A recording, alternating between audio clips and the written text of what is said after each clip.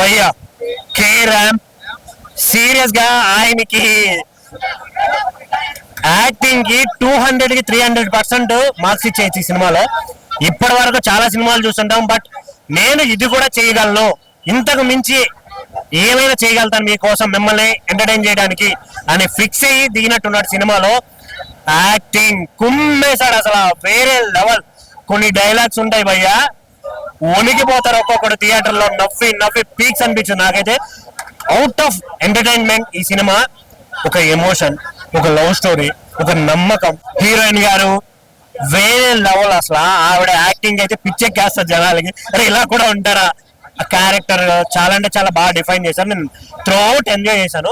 కాకపోతే ఇక్కడ మెయిన్ అనిపించింది ఏంటంటే, ఏదైతే ఇన్ఫ్లుయెన్సర్స్ కి అవకాశం ఇచ్చారో ఆ విషయంలో మాత్రం కిరణ్ అన్న హ్యాట్స్ ఆఫ్ అని చెప్పాలి.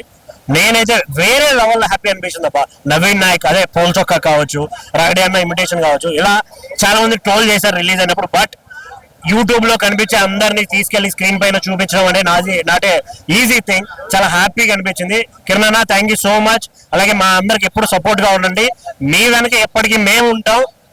కే ర్యాంప్ నిజంగా మీరు అనుకున్నదే చాలా బాగుంది. థియేటర్కి రండి, త్రూ అవుట్ ఫన్. ఇంకొకటి మెయిన్ గా ఇద్దరు గురించి మాట్లాడాలి, నరేష్ గారు అండ్ సాయి కుమార్ గారు. ఇంకోటి మన రణంలో హీరోయిన్ ఉంటారు కామ్నా గారు, ఆవిడ రీ ఎంట్రీ వేరే లెవెల్ అనిపించింది. ఆవిడ కాసేపు ఉన్నా కూడా చాలా బాగా అనిపించింది, చాలా ఎంజాయ్ చేశాను నేనైతే. సో థియేటర్కి రండి, హ్యాపీ దివాళీ. Thank you. ఏ దివాళీ అయినా కిరణ్ అన్న సినిమా వస్తే కిరణ్ అన్నదే.